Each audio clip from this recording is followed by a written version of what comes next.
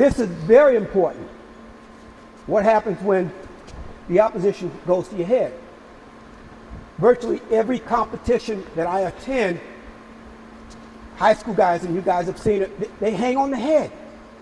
All the time they hang on the head. They get in there and they hang on the head. And I was talking before about how important it is, if you get on the head, to do something with it. You know, pull it, shuck it, pull them out of position. Now, if the man goes to my head, we also need to know how to deal with it. And this is what we do. He goes to my head, okay, right here. You want to comment on this side. Okay, the first thing we like to do is go Russian. You might be able to tell we like this Russian thing. I think it's a great amount of control. So he goes to my head, I go here. Now, the problem with this a lot of times is kids will try to pull him around the Russian. And basically what you're doing here is you're rotating your shoulder. See, if I do this, I can almost get him off my head just by rotating.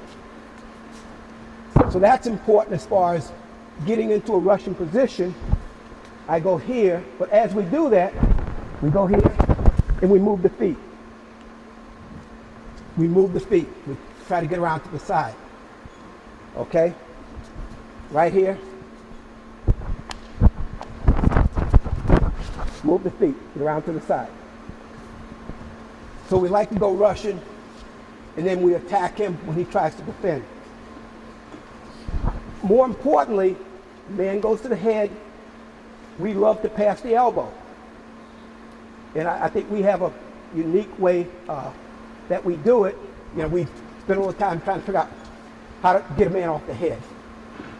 And again, although we may not score, this works about 100% of the time if you can get the feel and figure out how to do this one. Elbow control tie, what we do is we shuck it down, and we like to chuck it down. As we shuck it down, we move the head out of the way, and we jump to the side. And what you're trying to do with your kids is to get them to coordinate, shucking it away. You move the head away, so that at one point, I've got about 200 pounds down on his elbow when you jump. I think it's important that you control the elbow tight right here. You get them to pull. See, I took the head out of the way. A lot of young wrestlers will do this. They'll go here, they'll go head outside and then back inside. That's a lot of wasted energy. What you want to try to do is be as efficient as possible when you take them off the head. So you go here. Now you leave your head towards the inside, and you got them to keep moving. Get them to keep moving with the head towards the inside, and then we're looking to attack that near leg. So again, you lock on either side of the elbow, okay, and you want to get them to lock tight when they shove it down or pass the elbow.